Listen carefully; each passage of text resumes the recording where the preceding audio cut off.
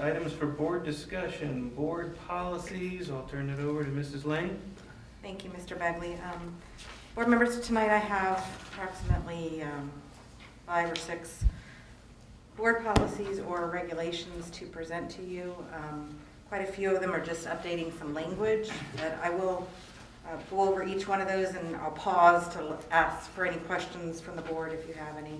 Our first policy is policy DECA, and this is administration of federal grant funds. We updated the recommended language from OSBA to assure that minority businesses, women's business enterprises, and labor surplus area firms are used when possible.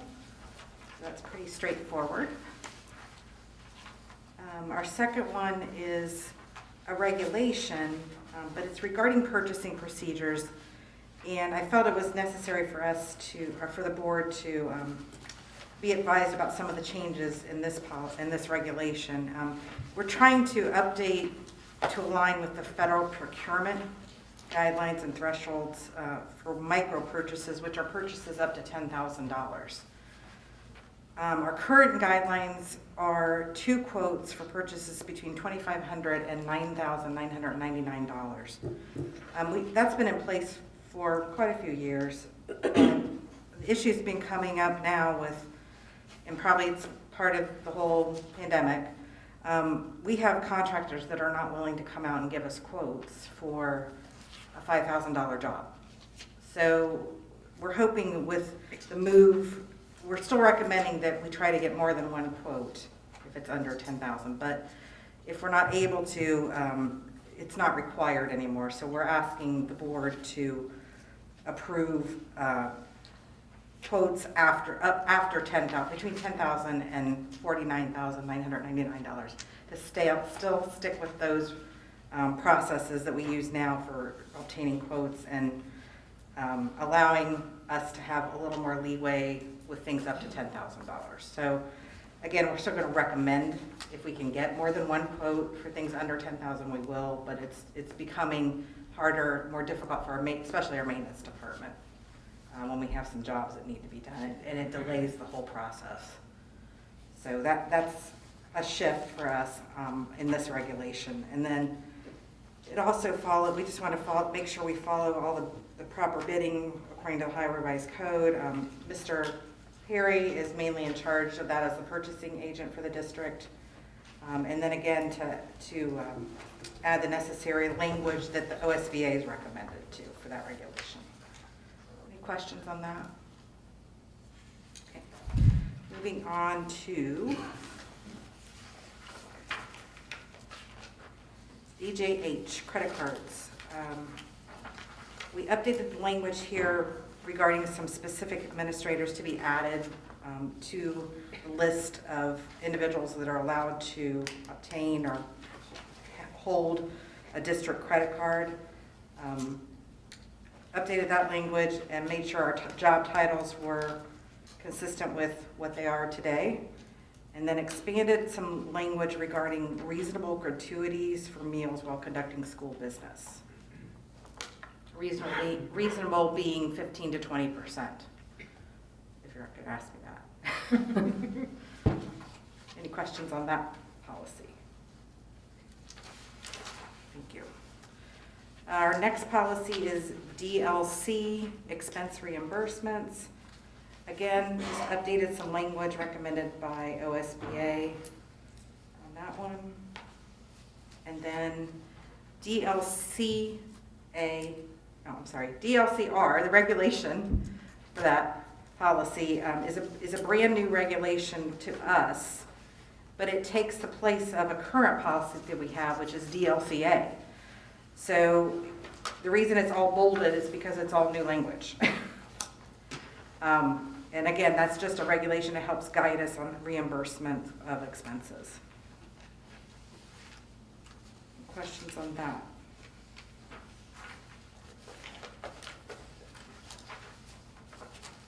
So DLCA regarding fiscal management, that is no longer a valid policy, so we will be rescinding that policy at the next meeting if the board is willing to approve the rest of these policies that I presented tonight.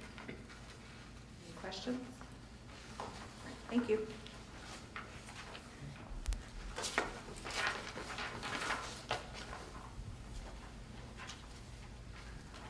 Thank you, Mrs. Lane. Now, number 2 on the list, reduction in force. Mr. Martin, please.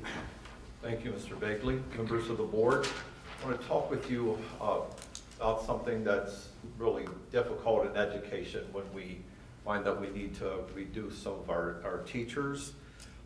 This is about the time of year where students in our freshmen in high school start to select subjects for next year. And based on their selection, we see how many teachers we need and what subjects for the following year. Usually that's fairly consistent, but we've noticed over the last few years that fewer and fewer students are choosing to take the languages of German and Mandarin. And so in response, because we don't want to have teachers with 7 or 8 students in a classroom, it's not economically feasible. In response, the curriculum department, the high school principal, members of the district office team have gotten together, and we're recommending a small reduction in force. Our German teacher and our Mandarin teacher would be asked to reduce their course load from 100% to 50% for the upcoming school year. That would enable, and then we wouldn't offer German 1 or Mandarin 1 for next year. Them being here 50% would still allow students who are taking Mandarin 2, 3, or 4 to take those, or German 2 or 3 to continue with those upper level courses. Then the following year, it would be our recommendation or our intention at this time to further reduce Mandarin and Mandarin and German the following year, so that there would be no offerings, and then any students left who need to take higher level language courses would take those online. We would have online instructors to help them.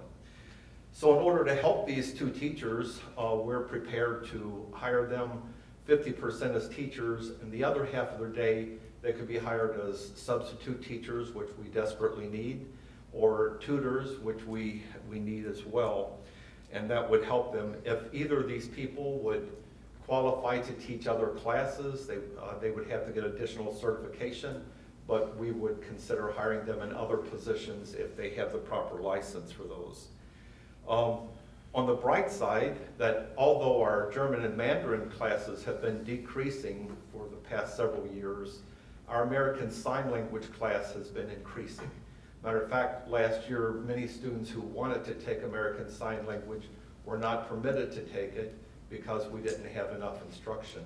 So our intention would be to hire an additional American Sign Language teacher for next year. There's call for that.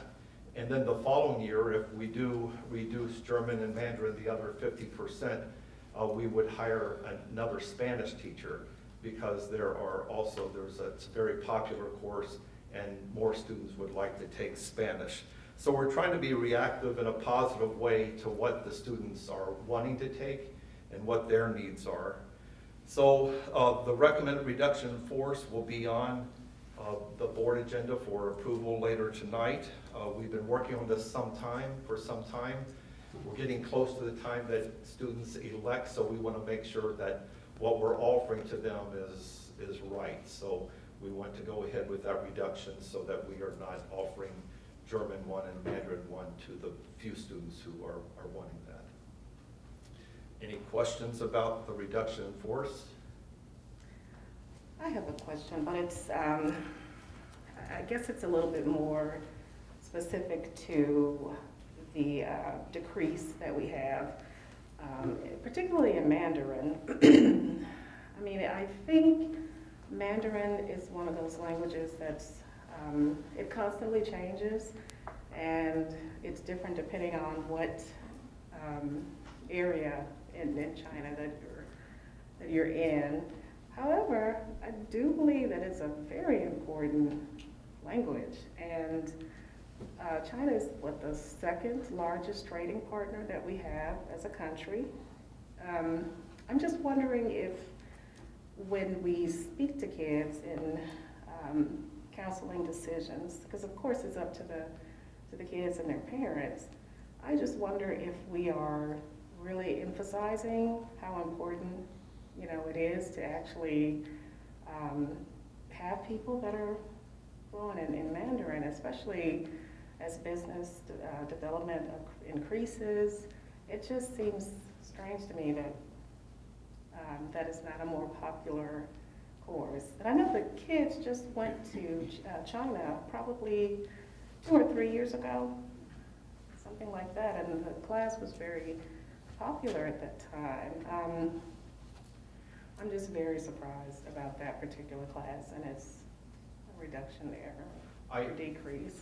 And I understand. I remember when we started Mandarin, and it wasn't all that long ago, you were serving on the board when we started the class, and we had high hopes for it. And I can't really speak directly to whether or not, how much it is pushed by the people, our counselors, to try to get people to take it. I know we have encouraged both the German teacher and the Mandarin teacher to try to recruit, get out there, show how exciting the language is, and it just hasn't seemed to be working. So we're wanting to put the manpower really where it's requested, and right now, American Sign Language is what people are really asking for. Mandarin is a very difficult language, and so it's a difficult subject for students, and that may keep some of them from wanting to take it. I don't know if you have any additional thoughts on that, Mrs. Ogg? Sure, yeah, I'm sitting here thinking about conversations that I've had with other school districts via our, curriculum cohorts that we have with Hamilton County ESC and also with Butler County ESC. Other districts are having the same issue. We've been having discussions even about what does it look like to offer some of these languages across multiple districts. And Mandarin is the one that just keeps coming up, because from our knowledge standpoint, we think, gosh, why wouldn't kids be more interested in this language? Because it could open up so many doors to their future. And we kind of go back to, is it the difficulty of the subject that's keeping kids away? But other districts are seeing the same thing. They're seeing their Mandarin numbers drop, and that's why there has been some talk about, is that a course that, we could offer as a consortium of districts to our kids. We haven't talked about that in a few months, but, I know that it has come up, and other districts are struggling with the same thing, and we just don't know exactly why there isn't as much interest as we had anticipated when we brought it here. Okay. I have a question. So you said that after we reduce it fully, that the people continuing on in those languages could take online for instructions. Is there any thought about continuing online instructions for people who wanted to go into this program once we have the teachers? Because I know you were just discussing cross Butler County, potentially a class that could be taught in all districts together, but have we looked at cost effective for German 1 and Mandarin 1 for students who want to go into it once we don't have the instructors for that, since we're not going to offer it this year? I don't know if you have. No, we haven't really looked at offering that. It's pretty costly to put students in a course that has an instructor in it. And so that is not really the fiscally responsible route for us moving forward. But, we looked at that, talked about it briefly as an option, and we just don't know that that's the best way for them to learn that language. Okay, thank you. Okay, thank you. Next, number 4, OSBA Transportation Audit, Mr. Perry. Oh, there was. Oh, I'm sorry. That's okay. Do you want me to cover item 3, the substitute teacher rate? Well, I skipped right over that. Yes, Very please do. important. No worries. I'd be glad to skip it. I'm anxious to hear. But I won't. Yeah. So in Fairfield, our substitute teachers are not hired by the Fairfield City School District per se. We pay for them, but they're hired by an outside agency, the Southwest Ohio Council of Governments. They work in coordination to our educational service centers in Butler County and Warren County. And since they operate that, they allow us to change subrates once a year, and it's in June or July. So when June or July came around, we specifically look at the districts that really are in competition for the same subs, so it's our nearest neighbors. So we want to be competitive in our rates with Hamilton City Schools and Lakota Schools. And when we looked during the summer, we were very competitive with them. Our sub rate was $94 a day, and Hamilton's was $97 a day, and Lakota's was $85 a day.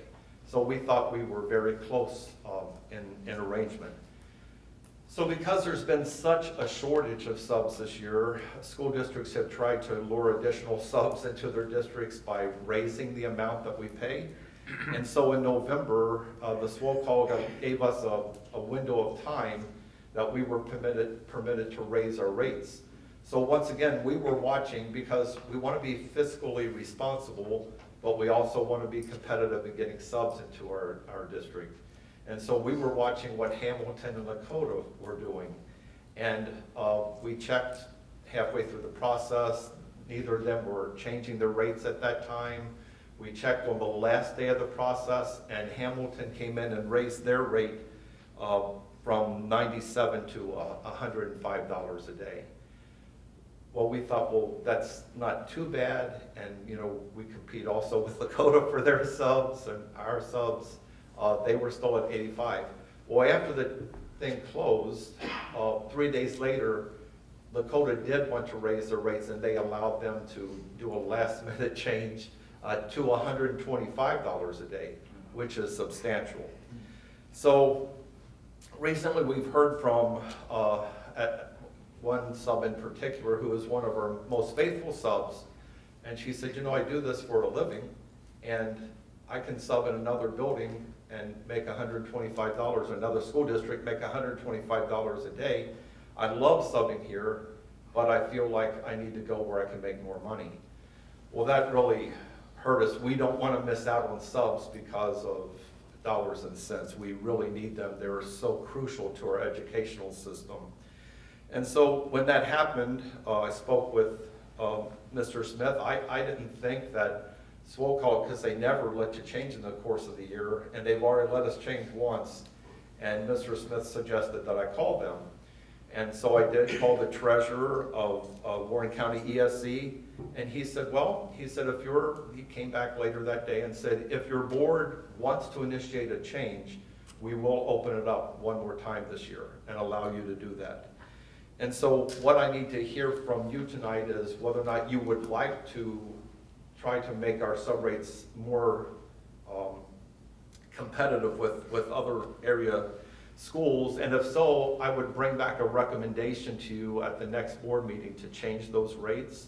If we do change them, our substitute teachers, it would be retroactive to January 25th, since our next board meeting will be in early February.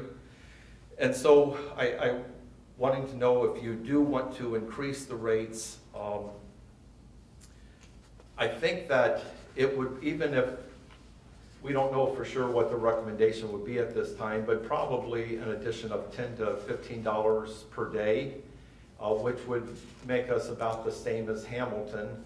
I don't know that we could go as high as Lakota has gone, but I think it would do two things for us if we were willing to do that. One, it would show our current subs that we are trying to, allow them to make a competitive wage right here in Fairfield, and that they don't need to leave us.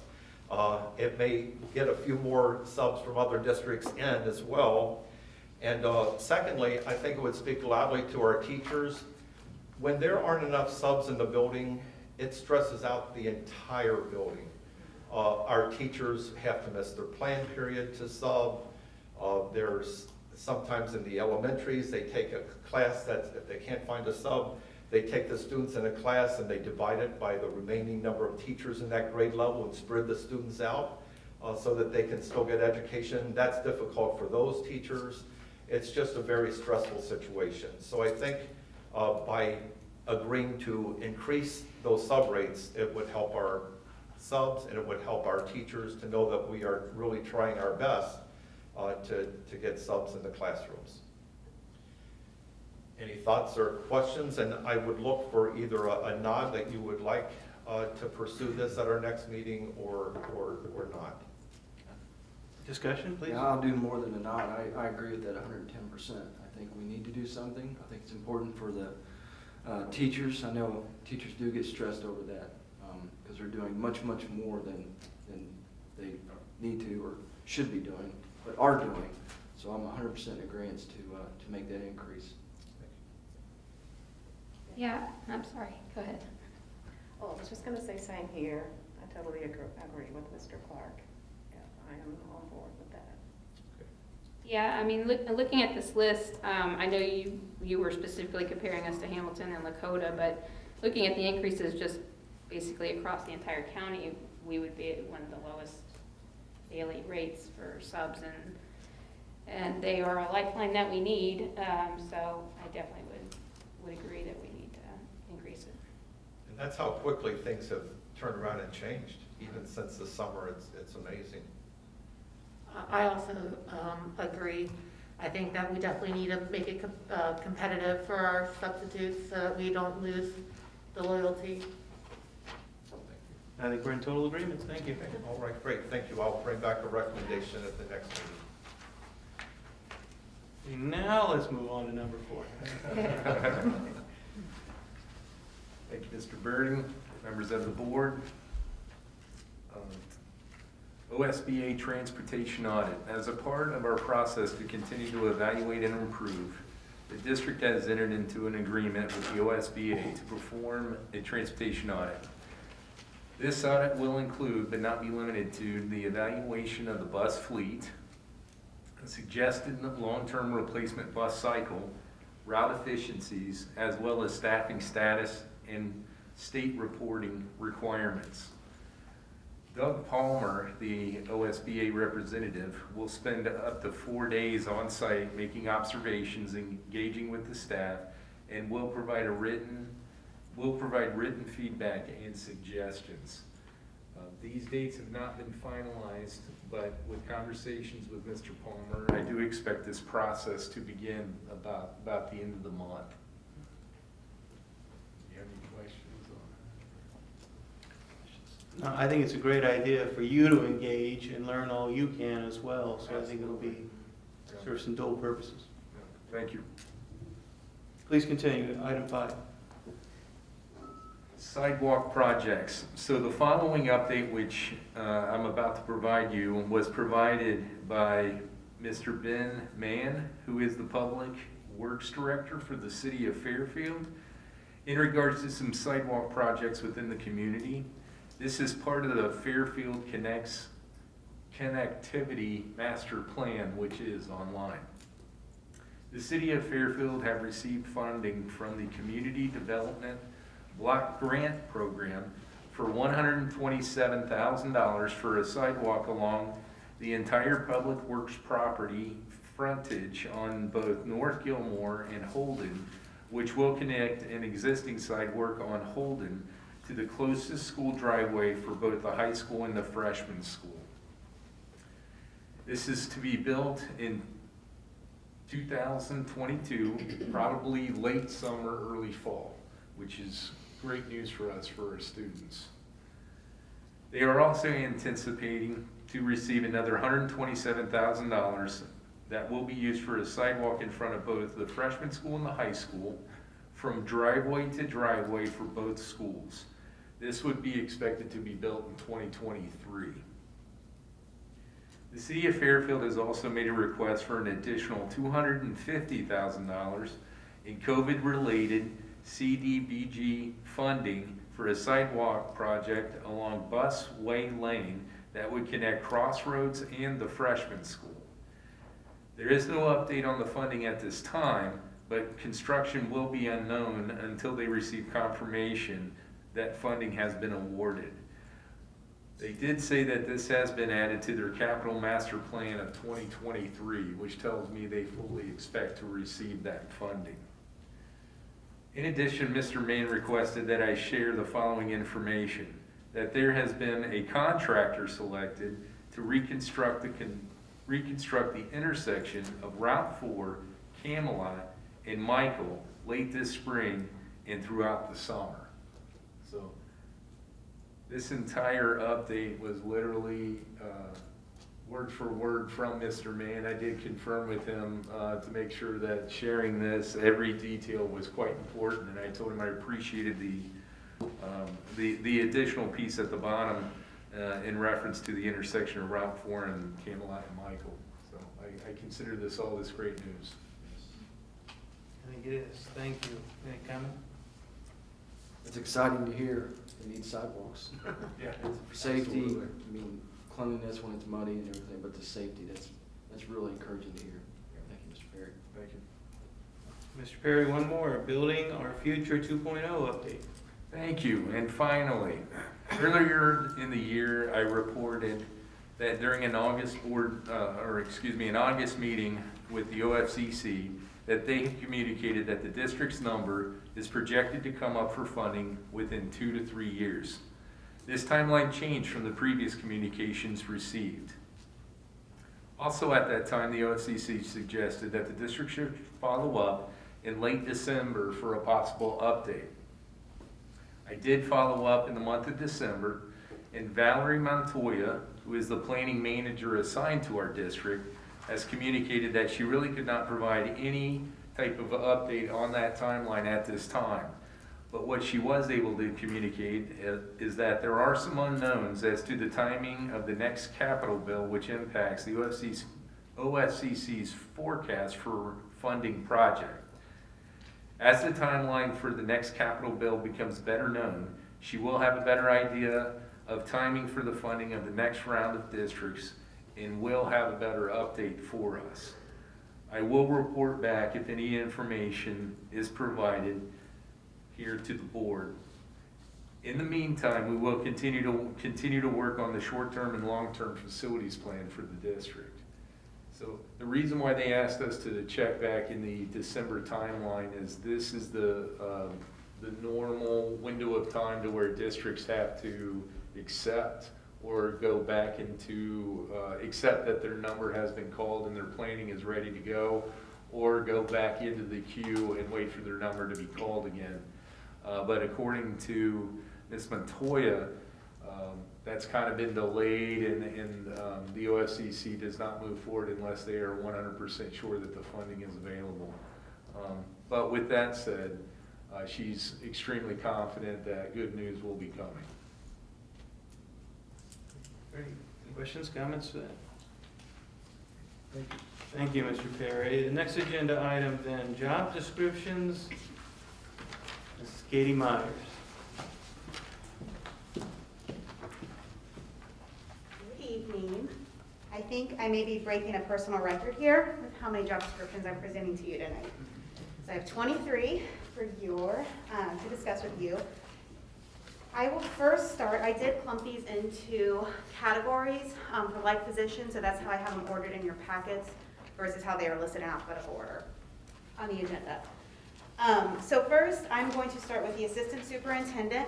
This one is being brought to you because our good friend, Mr. Martin, he's retiring this year, and since the HR department was brought on over 5 years ago, I've been working closely with him, sharing the duties, but he has slowly let go of pieces that are HR related. So now is the time. He really isn't as involved with HR personnel task anymore. So now is the right time to remove those HR duties from his job description.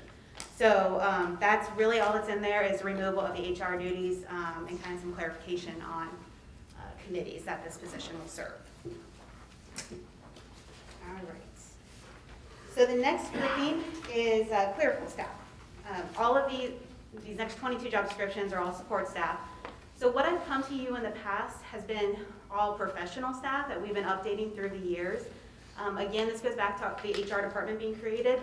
My colleague, Jill Collins, the supervisor of human resources, has taken this project on for the past few years, trying to clean these up. Whether they have been lost, no board approval date has been listed on them, very, very outdated, going back to 1995. Since they were approved, they haven't been touched since. Lots of issues all around, and it has been quite the project for her to do. So that is why we are bringing them all to you together now. So the next grouping would be clerical staff. Let me backtrack again.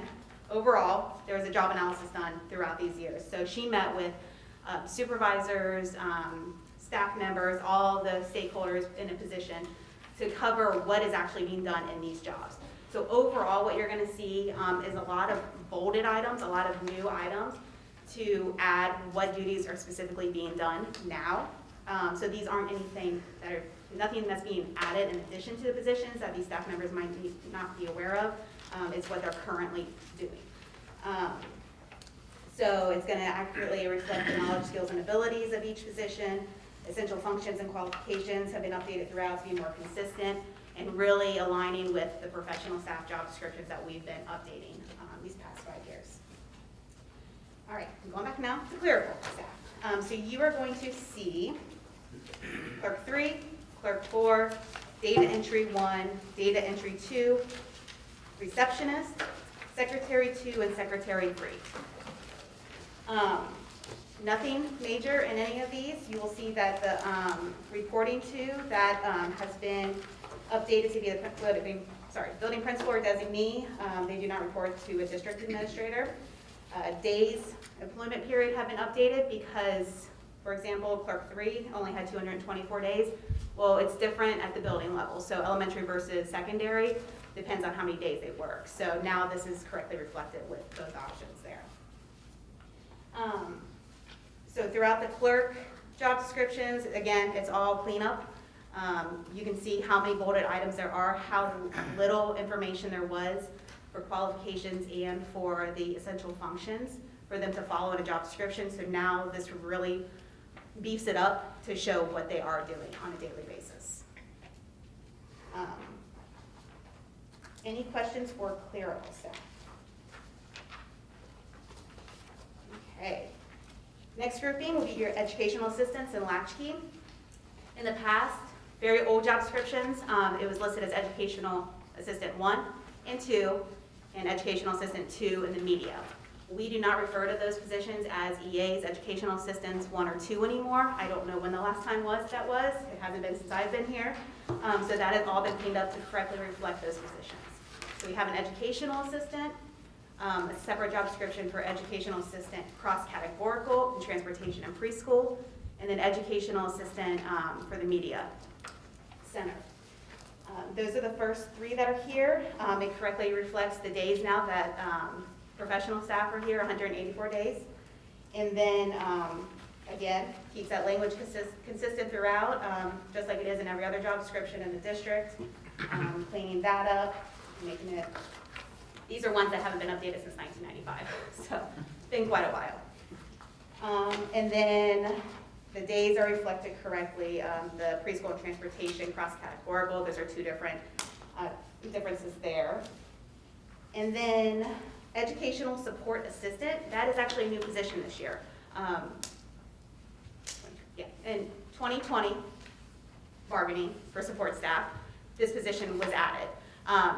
This used to be a position that was subbed out for title, so for reading and math, and we decided to make it an actual position in the district, so it's separate from just a regular educational assistant. They have different duties. They work specifically with reading and math. Okay, and then latchkey assistant, that has been a current position, just updated all of that language. And then latchkey team leader, that is a new one. It's not a new position.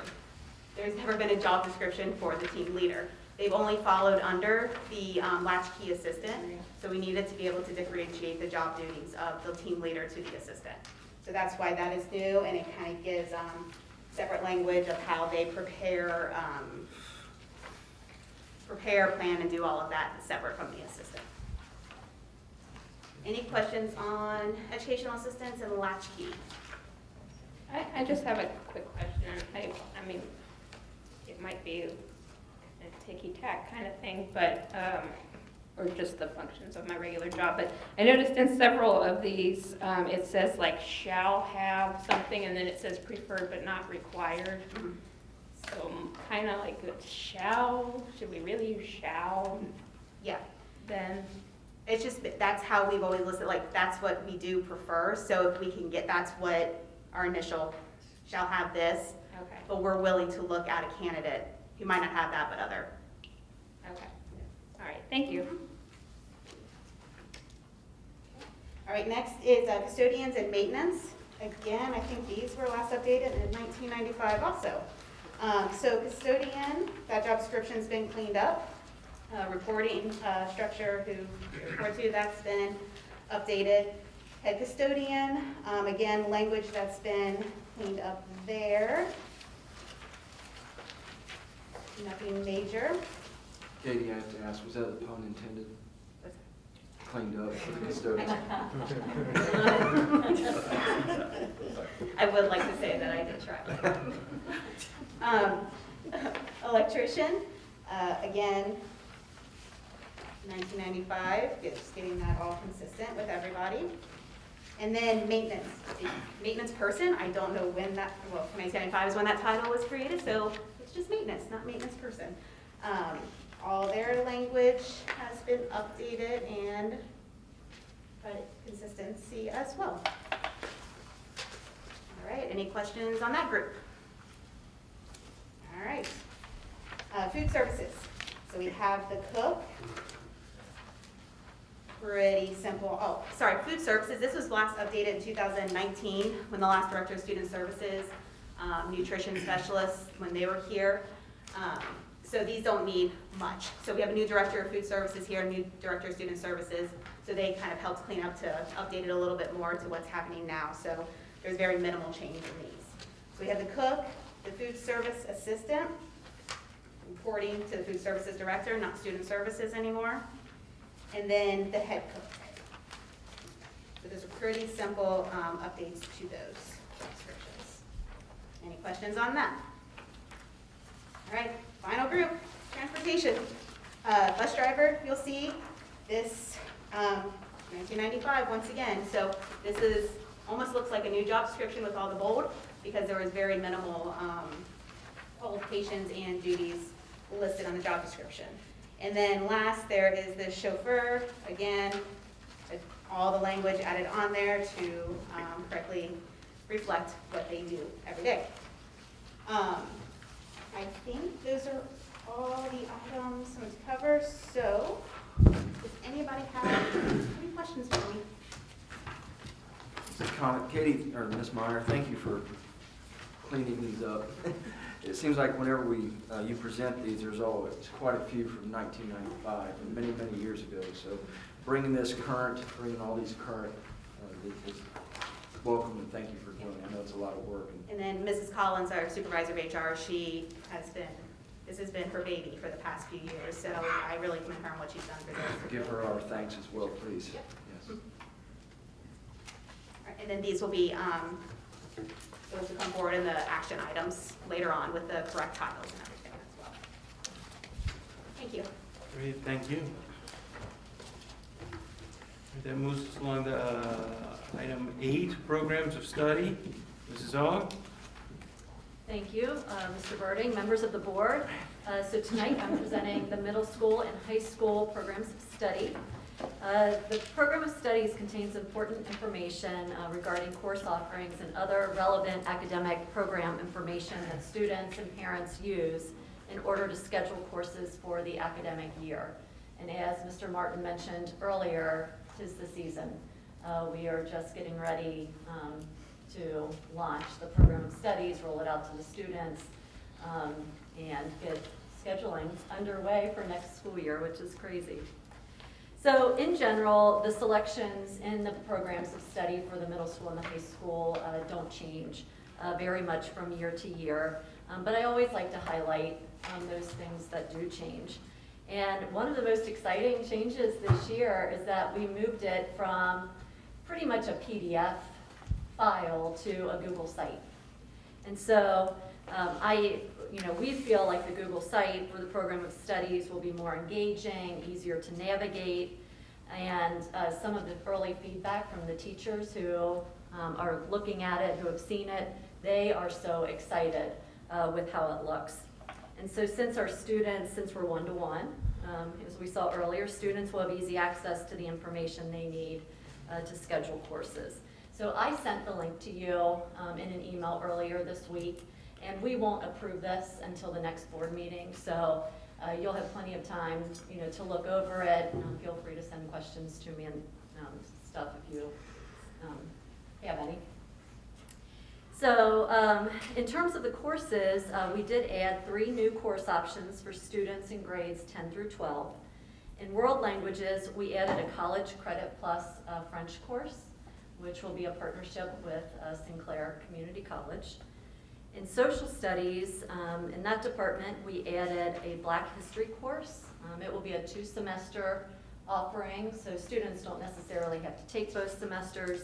The first semester will be from Africa to America, and then the second semester is a contemporary Black History course.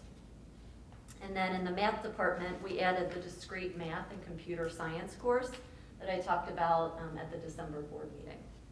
So this concludes my item for board discussion. Thank you. Any questions? Great.